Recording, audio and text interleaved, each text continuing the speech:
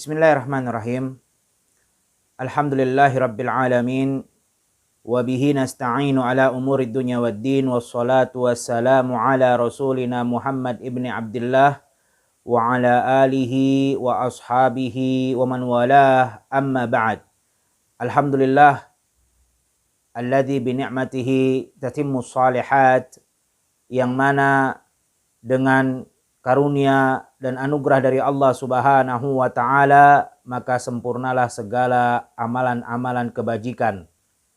Begitu pula selalu salawat dan salam kita panjatkan, kita junjungkan kepada Nabi kita, Nabi yang mulia, Nabi besar, Nabi Muhammad sallallahu alaihi wasallam, dan kepada keluarga-keluarganya dan juga para sahabat-sahabatnya, karena semua telah Allah Subhanahu wa taala katakan radhiyallahu anhum wa radu'an.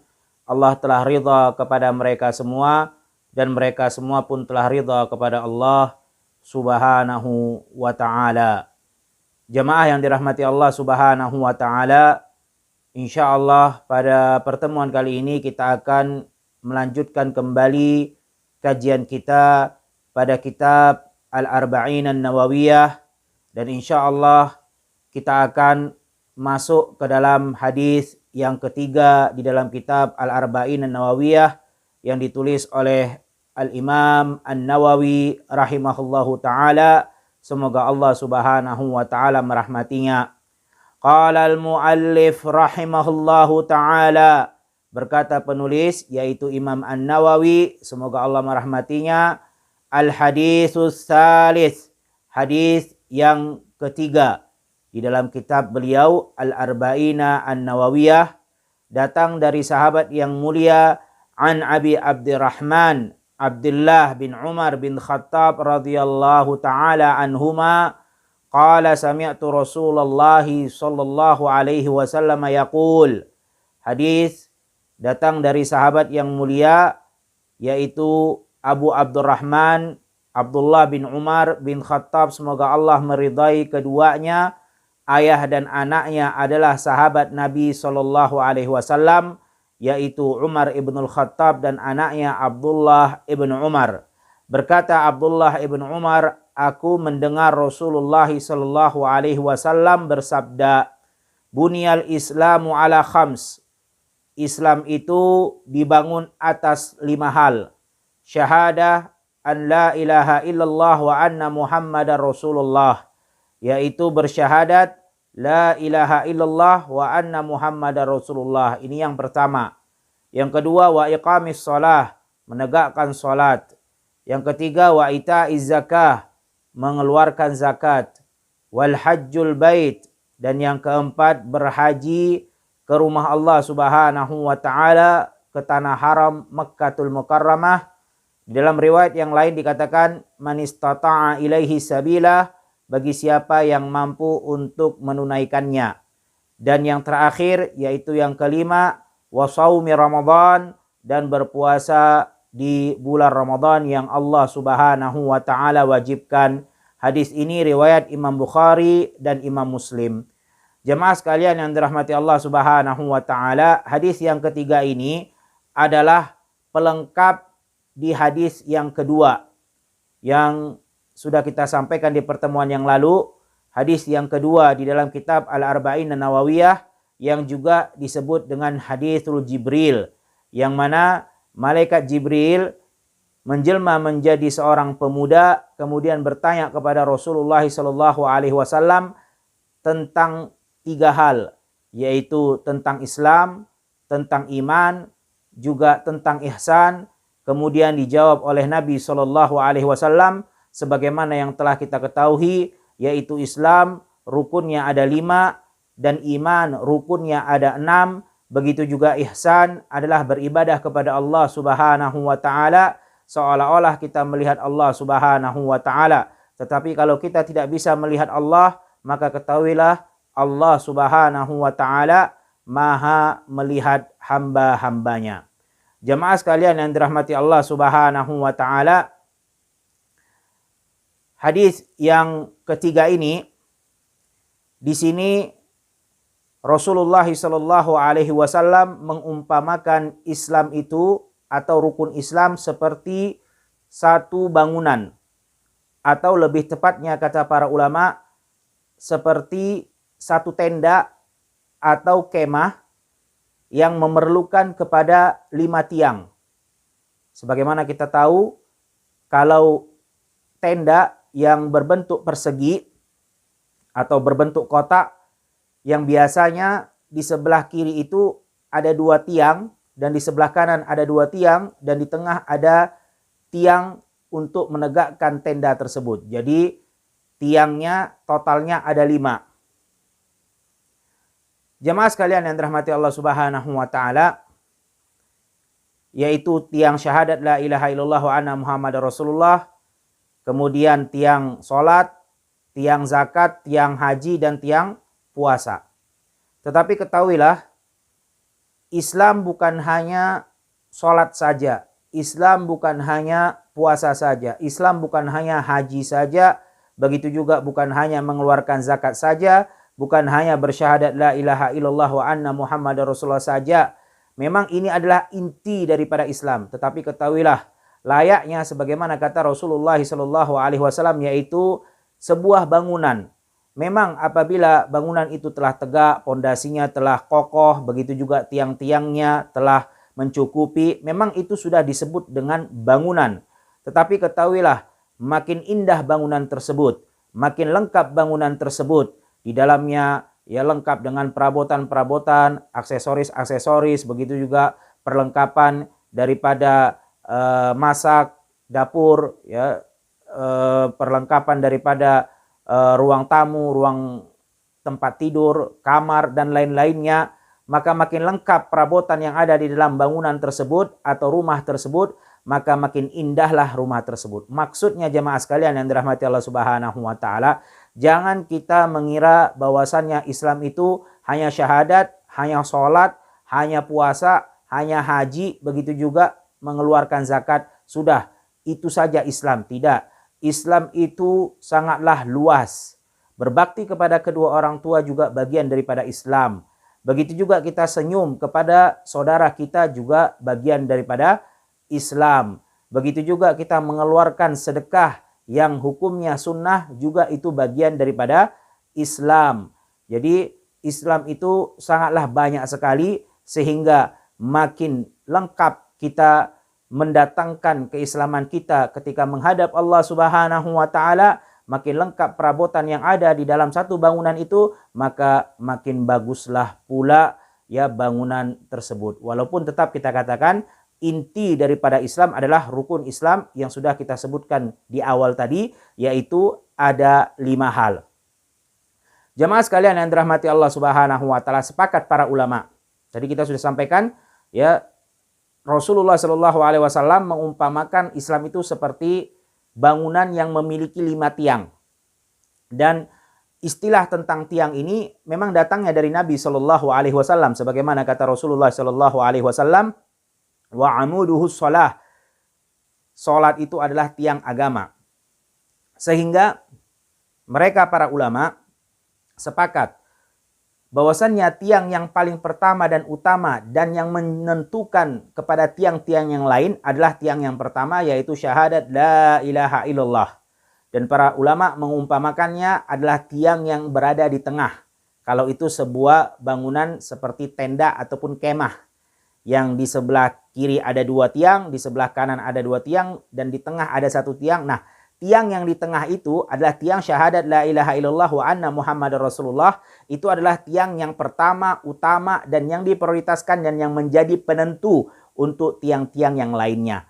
Artinya, kalau tiang yang pertama itu tidak ada, syahadat la ilaha illallah wa anna Muhammadar Rasulullah itu tidak ada ya, atau dihilangkan, maka tiang-tiang yang lain seperti sholat, zakat, puasa, haji juga tidaklah berfungsi, dan bangunan itu tidak bisa dikatakan bangunan karena dia tidak bisa tegak, karena yang menegakkan adalah tiang yang di tengah.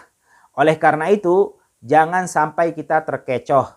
Banyak di antara orang-orang awam ketika melihat kebaikan, mereka orang-orang yang tidak mengucapkan syahadat la ilaha illallah wa anna Muhammadar Rasulullah, yang mana memang ada, jangankan di zaman sekarang, di zaman dahulu, di zaman Nabi SAW sudah ada orang-orang kafir yang memang memiliki tabiat, memiliki hati yang lembut, yang suka membantu sesama, yang memang suka melakukan kegiatan-kegiatan sosial. Dia suka membantu orang-orang yang membutuhkan, dia suka membagi harta yang dia miliki kepada fakir miskin, juga memberi makan kepada anak-anak yatim. Itu sudah ada di zaman Nabi SAW. Oleh karena itu, sebagaimana diriwayatkan oleh Imam Muslim, Aisyah Ummul Mukminin radhiyallahu anha pernah bertanya kepada Rasulullah SAW. Kata Aisyah Ummul Mukminin, "Ya Rasulullah, kana fil jahiliyah, dulu di masa jahiliyah ada seorang yang bernama Ibnu Jud'an.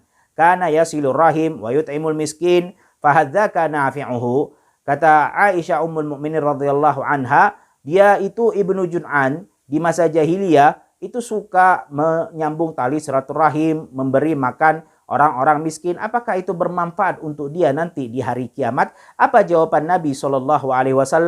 La yanfa'uhu innahu lam yakul yauman rabbighfirli khati'ati yaumaddin. Kata Rasulullah, tidak bermanfaat sama sekali untuknya semua amal perbuatan kebaikan yang dia menyambung tali silaturahim, memberi makan fakir miskin, itu nggak bermanfaat, kata Rasulullah SAW. Kenapa? Karena dia tidak pernah mengucapkan sekalipun, ya Allah, ampuni dosa-dosaku di hari pembangkitan nanti. Maksudnya dia tidak beriman kepada Allah Subhanahu wa ta'ala. Dia tidak mengucapkan kalimat syahadat la ilaha illallah wa anna Muhammadar Rasulullah. Apapun yang dia kerjakan daripada amalan-amalan kebajikan tidak bermanfaat.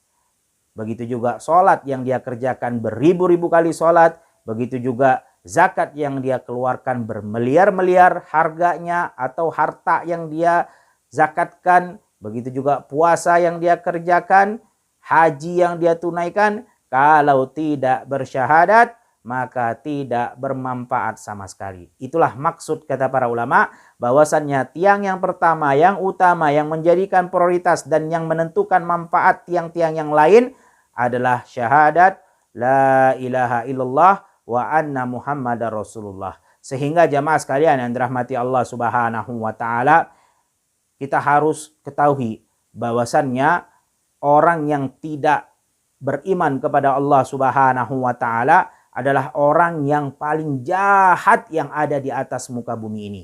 Jangan sampai kita salah memahami, ya, ini walaupun dia tidak beriman tapi dia baik, dia suka membantu, dia suka membagi sebagian harta yang dia miliki untuk mereka orang-orang yang membutuhkan, sedangkan itu muslim, dia pelit, nggak suka bantu orang, ya, maka orang kafir ini biarpun dia kafir lebih baik daripada seorang muslim yang pelit. Nah, ini adalah pemahaman yang salah.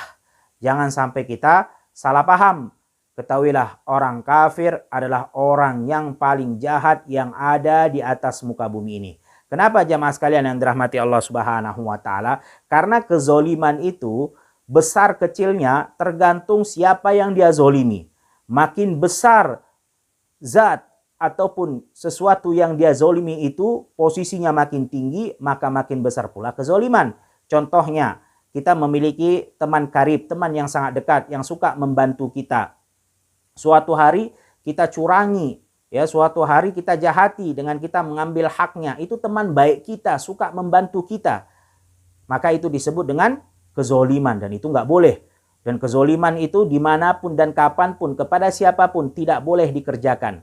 Tetapi ketahuilah jamaah sekalian yang dirahmati Allah Subhanahu wa ta'ala, ketika kezoliman, kejahatan tadi itu yang kita berikan kepada teman karib kita, diberikan kepada orang tua kandung kita, ibu kita yang telah melahirkan dan merawat dan membesarkan dan mengajarkan hal pertama kali kepada kita, cara berjalan, cara berbicara. Nah, kalau orang tua kandung kita, baik itu ibu ataupun ayah, kita jahati, kita zolimi, kita curangi, maka tingkat kezoliman, tingkat dosanya itu lebih besar tentunya daripada kita menzolimi teman karib kita sendiri yang suka membantu kita. Walaupun tetap jangan sampai kita salah paham. Kezoliman itu dimanapun dan kapanpun tidak boleh. Kepada siapapun tidak boleh, haram. Tetapi kita ingin menjelaskan kenapa kezoliman itu bisa dosanya ya lebih besar daripada yang satu dengan yang lainnya.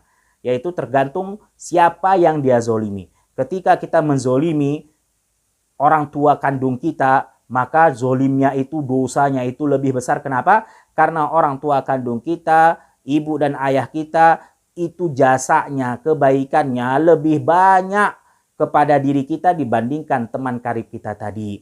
Nah, itu di antara makhluk dengan makhluk, jamaah sekalian yang dirahmati Allah Subhanahu wa taala, manusia dengan manusia. Lalu bagaimana kalau yang kita zolimi, yang kita curangi, yang kita jahati adalah zat yang maha agung dan mulia, yaitu Allah Subhanahu wa taala. Yang mana kebaikan Allah Subhanahu wa taala sudah pasti lebih banyak daripada kebaikan kedua orang tua kita.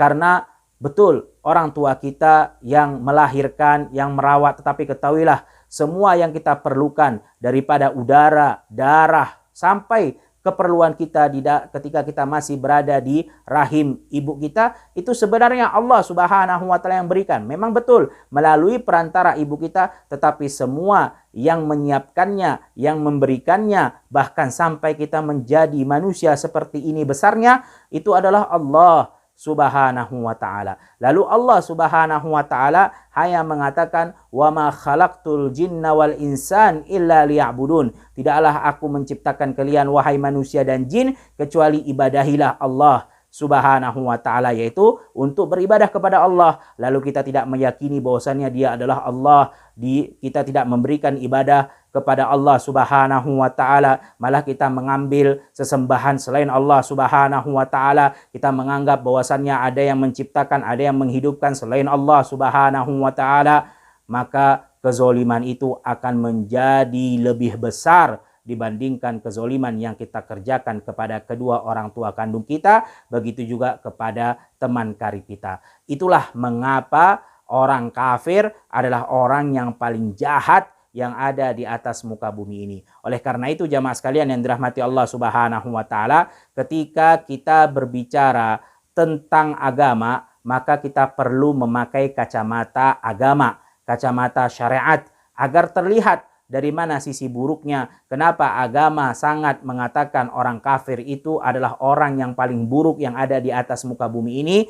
Maka pakailah kacamata syariatullah. Karena kalau kita menggunakan kacamata dunia, kacamata manusia, maka nggak akan kelihatan jamaah sekalian yang dirahmati Allah Subhanahu wa taala. Kalau kita memakai kacamata hanya sebatas dunia saja, maka kita akan mengatakan, loh, dia walaupun kafir, cuman tidak beriman kepada Allah Subhanahu wa taala, tapi dia suka membantu sesama, dia suka membantu fakir miskin, membantu anak yatim, bahkan ada karyawan-karyawan dia yang seorang muslim itu dia berangkatkan haji, dia biayai untuk pergi umroh. Justru ini adalah orang baik karena kelihatan manfaatnya kepada orang lain. Nah, itu kalau kita menggunakan kacamata hanya sebatas kacamata dunia, maka kita tidak akan mengetahui dari mana sisi keburukan orang-orang kafir yang tidak beriman kepada Allah Subhanahu wa taala. Jemaah sekalian yang dirahmati Allah Subhanahu wa taala, para ulama sepakat, tiang syahadat la ilaha illallah wa anna Muhammad Rasulullah adalah yang pertama, yang utama, yang menjadikan penentu terhadap tiang-tiang yang lainnya. Ini mereka sepakat, tidak ada perselisihan. Kemudian juga mereka sepakat, siapa yang meninggalkan salah satu daripada 5 tiang tadi, baik itu tiang sholat, tiang puasa, tiang zakat, tiang haji, ataupun tiang syahadat, sudah jelas ya, tiang syahadat tidak ada perselisihan. Siapa yang meninggalkan salah satu daripada 4 tiang selain tiang yang pertama tadi, karena tidak menganggap kewajiban syariat tersebut, ya, tidak menganggap itu adalah kewajiban dari Allah Subhanahu wa taala, maka mereka juga sepakat para ulama bahwasannya dia telah keluar dari Islam, bangunannya roboh, bangunan Islam roboh atas dirinya, artinya dia bukan seorang muslim, dia telah keluar dari agama Allah Subhanahu wa taala. Nah, ini 2 hal yang menjadi kesepakatan para ulama yang tidak ada perselisihan ya di antara mereka para ulama. Kemudian jemaah sekalian yang dirahmati Allah Subhanahu wa taala, para ulama berselisih ketika mereka bersepakat, mereka berselisih, yaitu bagaimana kalau yang ditinggalkan salah satu daripada 4 tiang selain tiang yang pertama syahadat tadi, ditinggalkan bukan karena tidak menganggap bahwasannya itu hal yang wajib dari Allah Subhanahu wa taala, tapi dia tinggalkan karena malas. Ya, bukan karena menganggap itu tidak wajib. Kalau menganggap itu tidak wajib, membangkang, maka sudah jelas bahwasannya bangunan Islam telah roboh atas dirinya. Nah, ini karena malas. Ya, karena malas. Maka mereka berselisih. Ada sebagian ulama mengatakan malas atau tidak malas tetap bangunan Islamnya telah roboh kalau dia tinggalkan salah satu daripada 4 tiang selain tiang syahadat tadi. Ada lagi sebagian ulama mengatakan tidak roboh kalau dia tinggalkan dengan syarat karena malas. Ya, karena malas. Wallahu a'lam bishawab. Ketika mereka berselisih, ya ini para ulama, mereka lebih mengkerucut lagi perselisihannya ketika membahas tentang tiang sholat.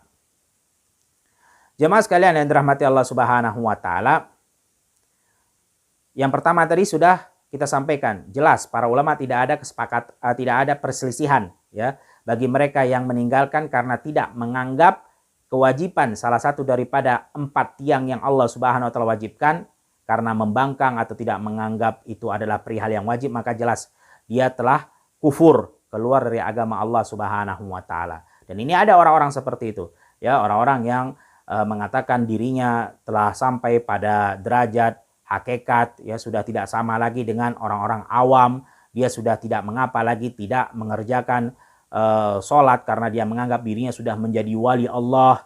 Bahkan dia mengatakan kalau dia sholat itu sholatnya adalah di tanah haram, di depan Ka'bah. Ini adalah pendapat dan keyakinan yang batil. Tidak ada kewajiban yang Allah Subhanahu wa taala wajibkan untuk seluruh umat Islam, bahkan untuk Nabi Muhammad sallallahu alaihi wasallam sekalipun. Salat itu wajib. Bayangkan, perhatikan, Rasulullah sallallahu alaihi wasallam ketika sakratul maut, dalam waktu sekaratnya akan meninggal, akan wafat, dan beberapa kali Rasulullah sallallahu alaihi wasallam sempat pingsan, sadar, kemudian pingsan, sadar. Apa yang diucapkan Nabi Shallallahu Alaihi Wasallam ketika sadar? Apa yang ditanyakan oleh Nabi Shallallahu Alaihi Wasallam? Perhatikan, ini sosok Nabi Shallallahu Alaihi Wasallam, sosok manusia yang paling mulia, yang paling bertakwa, yang paling tinggi keimanannya kepada Allah Subhanahu Wa Taala. Apa kata Rasulullah? Uqimatis shalah. Apakah sudah ditegakkan sholat? Rasulullah masih ingat sholat padahal dalam keadaan sekarat akan sakratul maut. Padahal Rasulullah Shallallahu Alaihi Wasallam adalah sosok yang telah qad ghafarallahu ma taqaddama min dzambi wa ma ta'akhkhar, sudah diampuni oleh Allah Subhanahu wa taala dosanya yang akan datang dan telah lalu, masih ingat sholat. Lalu bagaimana orang-orang yang mengaku menjadi wali, sudah berada di tingkatan hakikat, mana yang lebih tinggi derajatnya, dia apa derajatnya Nabi Muhammad Shallallahu Alaihi Wasallam? Nabi Muhammad saja masih ingat sholat, lalu dia mengatakan saya tidak mengapa kalau tidak sholat. Jelas ini adalah kebatilan. Sholat di tanah suci, tanah haram dari mana? Waktunya saja berbeda. Indonesia lebih dahulu waktunya 4 jam dibandingkan Mekah Al-Mukarramah. Di sini sudah zuhur, di Mekah belum zuhur. Sholat zuhur dari mana? Dikatakan dia sholatnya di tanah haram. Maka ini adalah satu kedustaan yang jelas. Oleh karena itu jamaah sekalian yang dirahmati Allah Subhanahu wa taala, mereka orang-orang yang membangkang tidak meyakini kewajiban akan sholat, maka dia telah kufur, keluar dari agama Allah Subhanahu wa taala. Begitu juga orang-orang yang mengatakan ya sholat itu tidak wajib, cukup hanya hatinya saja yang sholat. Nah, ini banyak orang-orang liberal yang mengatakan cukup hatinya saja yang sholat, tidak perlu kita melakukan gerakan karena itu bukan kewajiban yang Allah Subhanahu wa taala wajibkan. Juga sama, berarti dia telah membangkang dan tidak menganggap kewajiban sholat tersebut, maka bangunan Islam telah roboh atas dirinya dan dia bukan lagi menjadi seorang muslim. Jemaah sekalian yang dirahmati Allah Subhanahu wa taala, lalu bagaimana kalau yang ditinggalkan sholat itu karena malas? Nah, di sini terjadi perselisihan di antara para ulama. Sebagian ulama seperti mazhabnya Imam Ahmad bin Hambal itu mengatakan kufur, dia telah kafir, baik itu ditinggalkan karena malas atau karena tidak malas sekalipun. Pokoknya dia tinggalkan sekali saja maka dia telah kufur. Dan mereka ya berdalil, ada dalilnya dari hadis Nabi sallallahu alaihi wasallam, kata Rasulullah sallallahu alaihi wasallam, al-ahdul ladzi bainana wa bainahum as-shalah, faman tarakaha faqad kafar. Kata Rasulullah, perjanjian pemisah antara kita keimanan dengan kekufuran adalah salat. Siapa yang meninggalkan salat maka dia telah kufur.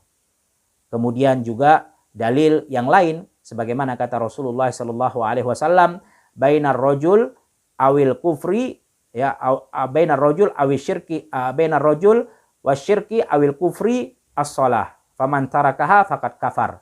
Kata Rasulullah sallallahu alaihi wasallam, antara seseorang dengan kesyirikan atau kekufuran adalah salat. Siapa yang meninggalkannya maka dia telah kufur. Begitu juga perkataan Umar ibnul Khattab radhiyallahu taala anhu, kata Umar ibnul Khattab, la hazzan fil Islam liman tarakas shalah. Tidak ada bagian untuknya di dalam Islam, artinya bukan orang muslim, bukan orang Islam siapa yang meninggalkan salat. Ini pendapat sebagian para ulama, khususnya mazhabnya Imam Ahmad bin Hambal rahimahullahu taala. Dan sebagian lagi yaitu mazhabnya Imam Asy-Syafi'i rahimahullahu taala, itu mereka mengatakan tidak, selama kalau dia meninggalkannya karena malas, ya tidak sampai kepada kufur. Tapi ketahuilah mereka semua mengatakan, yaitu para ulama Syafi'iyah, walaupun tidak sampai kepada tingkat kekufuran, mengeluarkan pelakunya dari agama Allah yaitu Islam, tapi dia telah mengerjakan dosa yang sangat besar, yang lebih besar daripada dosa-dosa besar yang ada. Seperti kita tahu, berzina, membunuh, merampok, durhaka kepada kedua orang tua, ya dosa meninggalkan sholat yang Allah wajibkan lebih besar daripada dosa-dosa besar yang ada. Jadi walaupun tidak sampai kepada tingkat kekufuran, tapi hati-hati, pelakunya diancam kemurkaan Allah Subhanahu wa taala karena dia telah melakukan perbuatan dosa yang sangat besar, bahkan lebih besar daripada dosa-dosa besar yang lainnya.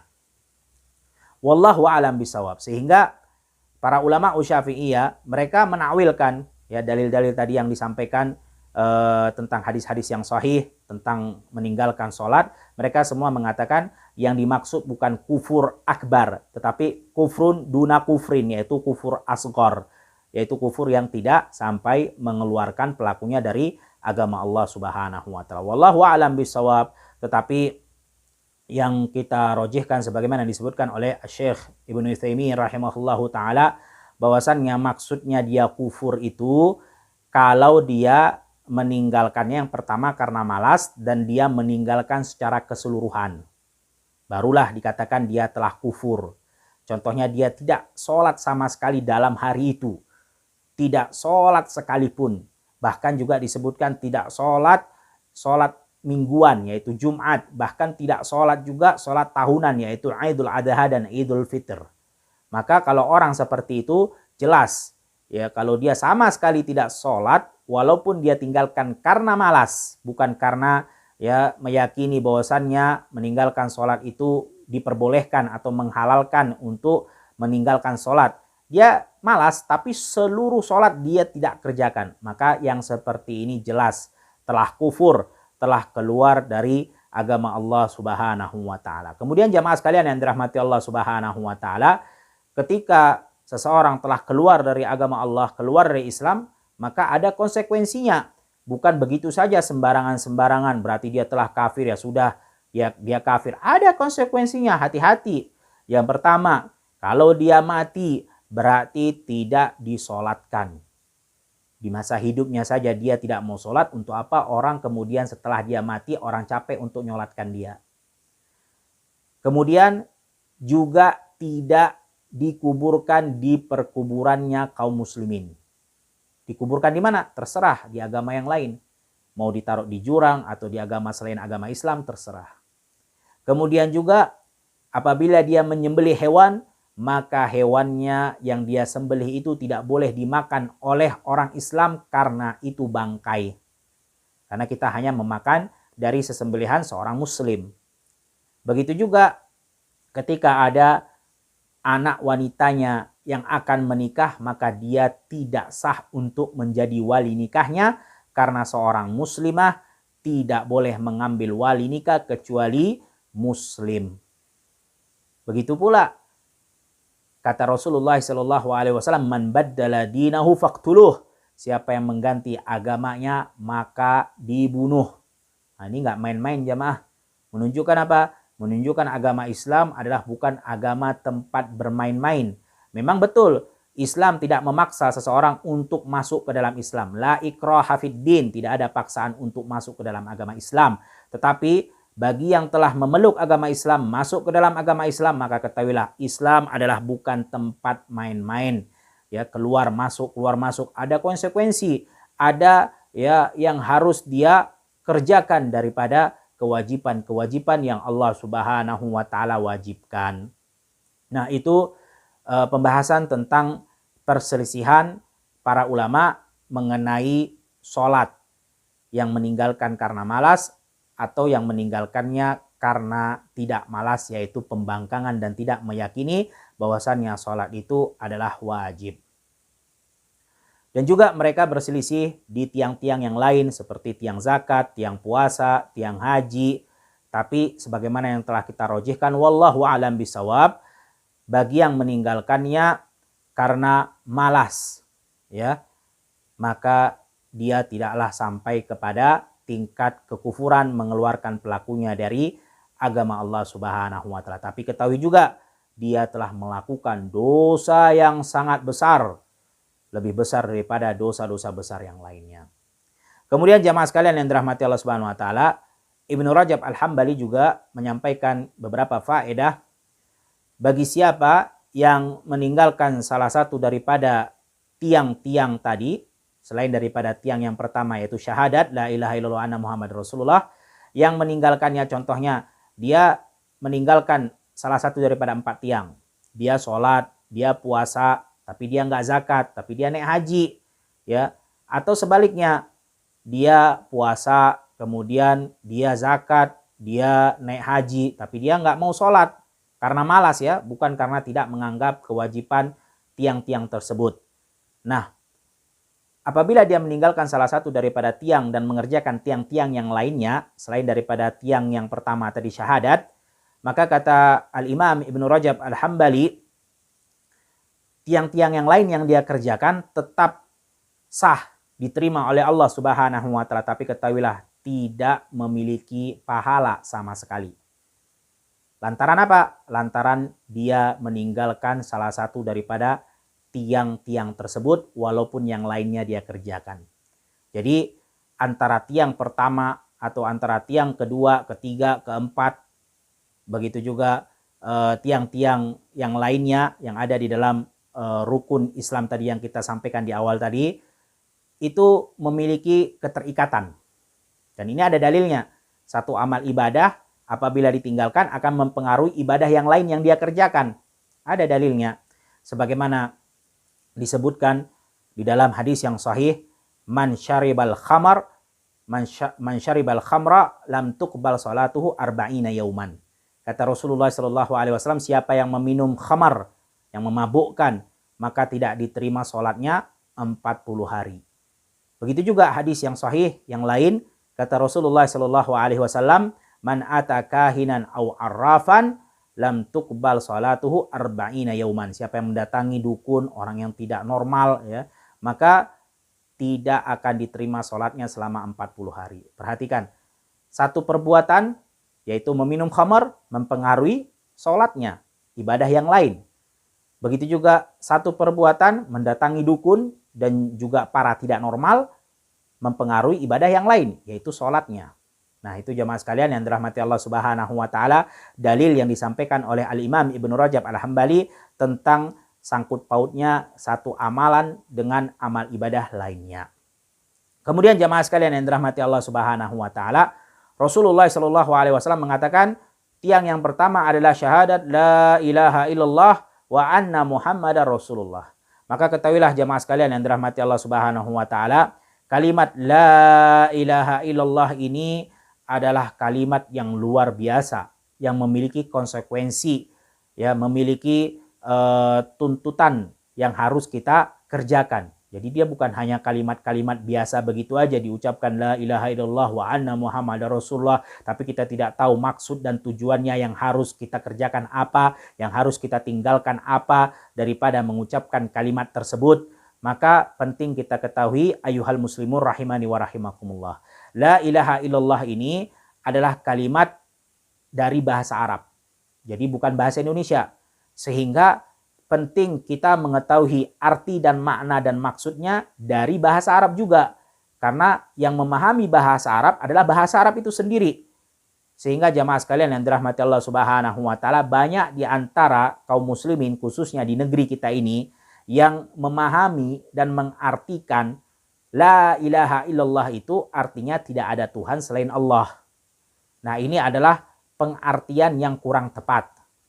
Nanti kita akan jelaskan dari sisi mana kenapa diartikan tidak ada Tuhan selain Allah, itu adalah pengertian yang kurang tepat karena masih terlalu umum.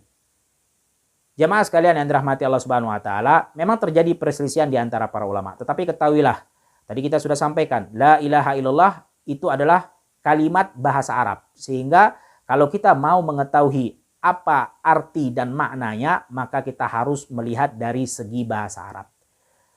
La artinya tidak, penafian.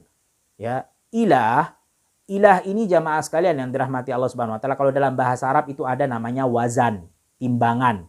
Nah, ilah ini wazannya adalah fi'al yang bermakna maf'ul, artinya maf'ul. Atau diumpamakan seperti kata bahasa Arab lainnya kitab, yang sama dengan wazan fi'al, kitab. Kitab itu kalau dimaknakan dengan maf'ul artinya maktub. Nah, ilah itu katanya diambil dari aliha ya'alahu ilahan. Aliha ya'alahu ilahan. Bimakna apa? Bimakna abada ya'budu ibadatan. Dan kalau kita jadikan dia ke maf'ul artinya ma'bud. Sehingga ilah itu artinya adalah ma'bud yang disembah. Nah, ini kalau kita mempelajari shorof, ya, pelajaran bahasa Arab, kita akan paham dari mana asal ilah ini, pecahannya dari mana, dan maknanya apa. Sehingga jamaah sekalian yang dirahmati Allah Subhanahu wa taala, kurang tepat kalau kita memaknai ilah itu sebagai khaliq. Khaliq itu, itulah Tuhan yang kita sebutkan dalam bahasa Indonesia. Apa itu Tuhan? Tuhan itu kan yang diketahui oleh orang-orang awam adalah yang mencipta, yang menghidupkan, mematikan, memberikan rezeki, ya, menciptakan langit dan bumi, itu namanya Tuhan. Yang dipahami oleh kebanyakan masyarakat kaum muslimin kita di negeri ini. Sehingga ilah kalau dikatakan Tuhan, sang pencipta, sang pemelihara, sang yang menciptakan langit dan bumi, itu tidak tepat dalam bahasa Arabnya. Yang pertama. Ya, makanya kita katakan tadi tidak ada Tuhan selain Allah kurang tepat. Dari segi bahasa Arabnya saja sudah tidak sesuai. Kemudian jamaah sekalian yang dirahmati Allah Subhanahu wa taala, kalau seandainya yang dimaksud adalah Khalik, sang pencipta yang mengontrol, menghidupkan, mematikan, memberikan rezeki, yang kita maksud dengan Tuhan, maksudnya adalah seperti itu, maka ketahuilah jamaah sekalian yang dirahmati Allah Subhanahu wa taala, orang-orang musyrikin Quraisy di masa Nabi Shallallahu alaihi wasallam, orang-orang jahiliyah, itu pasti semua akan mengucapkan la ilaha illallah. Bahkan mereka memang meyakini bahwasannya Tuhan itu ya Allah. Ka'bah itu punya Allah Subhanahu wa taala. Langit dan bumi, semua yang menghidupkan, mengontrol, semua memberikan rezeki adalah Allah Subhanahu wa taala. Makanya jemaah sekalian yang dirahmati Allah Subhanahu wa taala, kita perhatikan di dalam surat Az-Zumar ayat 38, surat Al-Luqman ayat 25, begitu juga surah Al-Ankabut ayat 61, banyak sekali. Di situ Allah Subhanahu wa taala berfirman, ya, mengatakan kepada Rasulullah sallallahu alaihi wasallam untuk bertanya kepada mereka orang-orang musyrikin Quraisy. Man khalaqas samawati wal ard? Ya, wala in sa'altahum man khalaqas samawati wal ard la yaquluna Allah.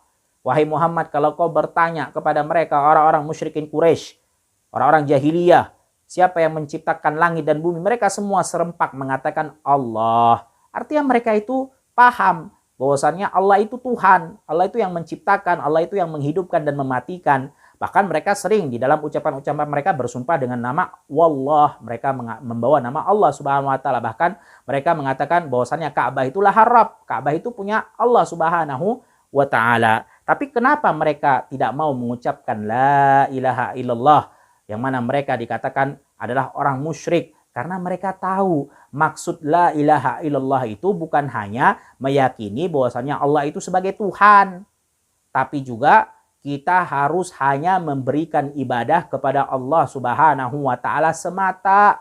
Tidak boleh dibagi ibadah itu kepada selain Allah Subhanahu wa taala. Makanya ketika Rasulullah Shallallahu alaihi wasallam mengajak mereka orang-orang musyrikin Quraisy untuk mengucapkan la ilaha illallah, apa jawaban mereka? Aja'alta alihatan ilahan wahidah innaha la syai'un ujab. Sebagaimana Allah kabarkan di dalam Al-Qur'anil Karim, kata orang-orang musyrikin Quraisy, kau mau jadikan Muhammad Tuhan-Tuhan itu menjadi satu, tidak boleh kita menyembah kepada Tuhan-Tuhan yang lain. Kau pengen hanya beribadah kepada Tuhan yang satu, yaitu Allah Subhanahu wa ta'ala. Maka itu adalah perihal yang mengherankan, kata mereka orang-orang musyrikin Quraisy. Menunjukkan mereka ngerti maksud dan tujuan konsekuensi daripada la ilaha illallah. Artinya penafian segala yang disembah, dan kemudian kita tetapkan hanya satu yang harus disembah dan yang wajib disembah dan yang patut untuk dimintai adalah Allah Subhanahu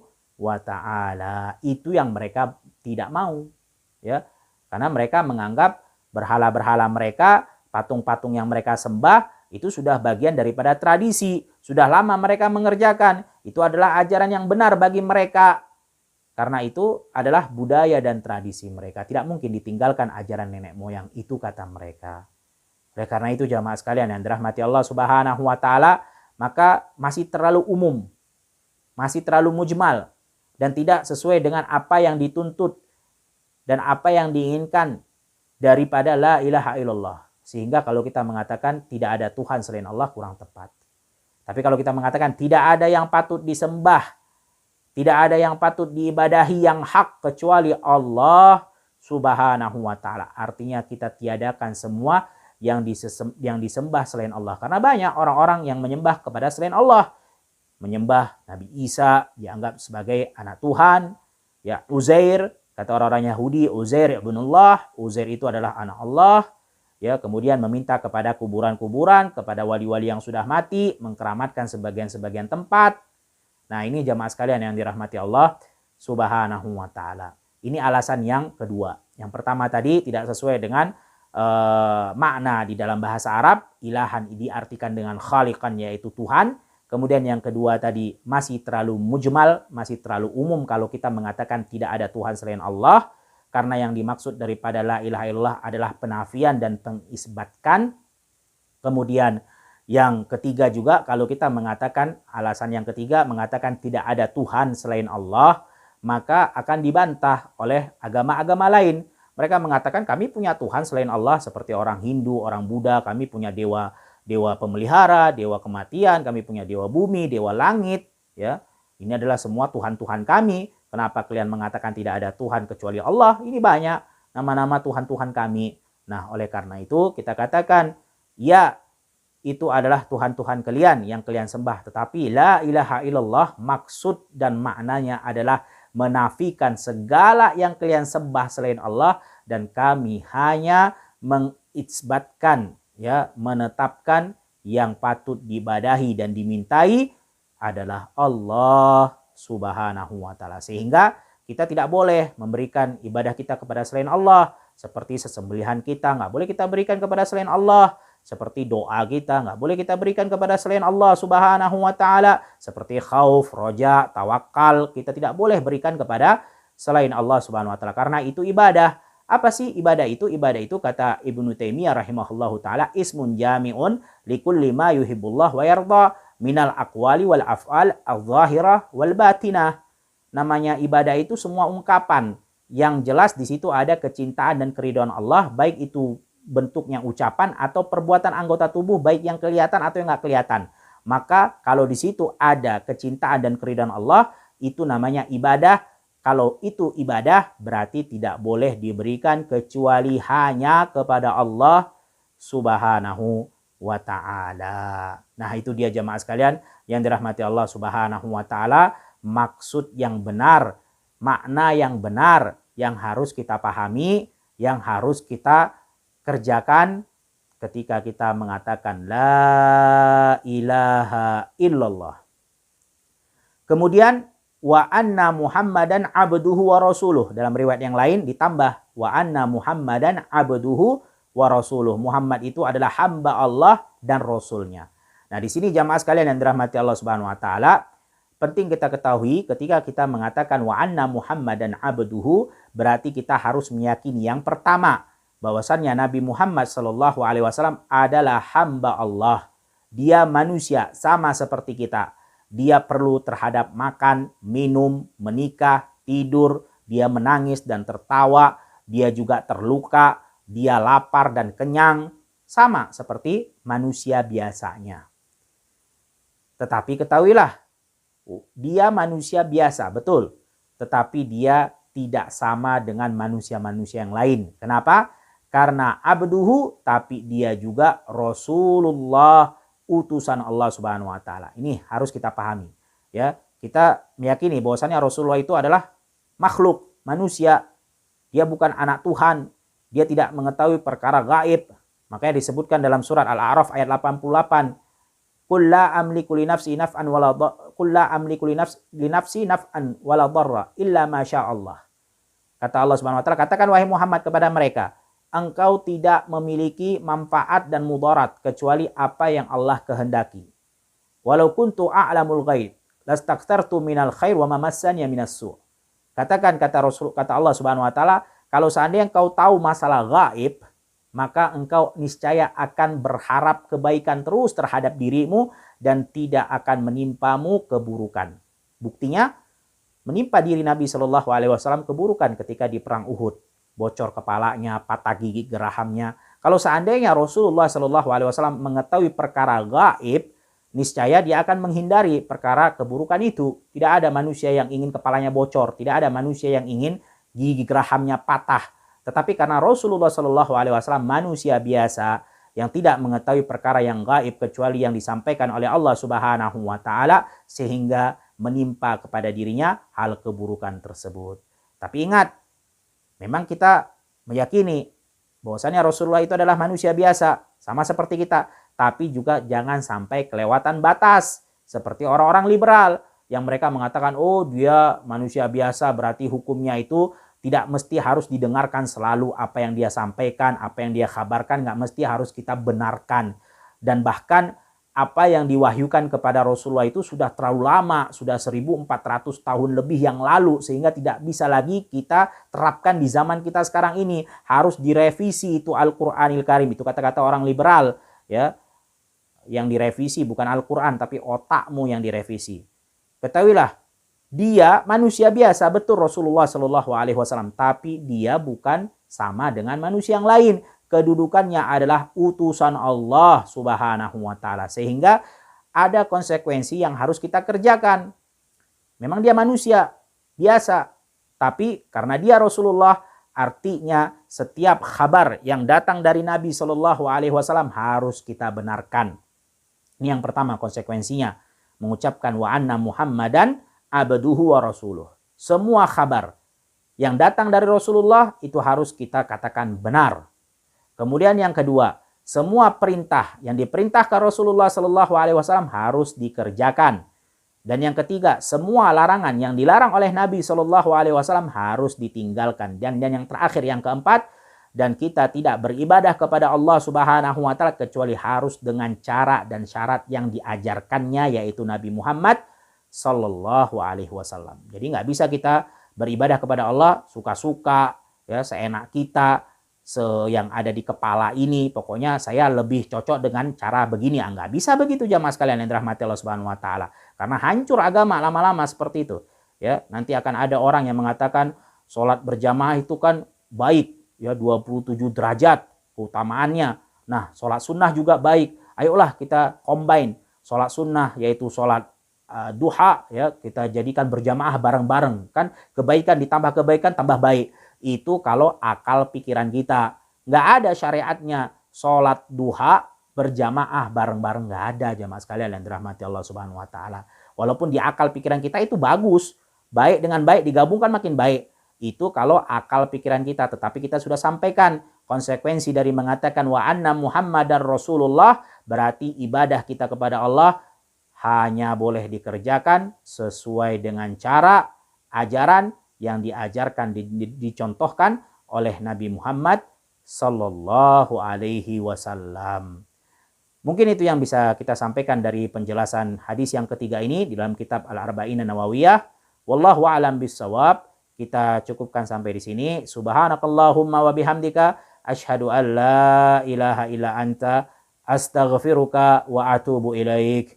Assalamualaikum warahmatullahi wabarakatuh.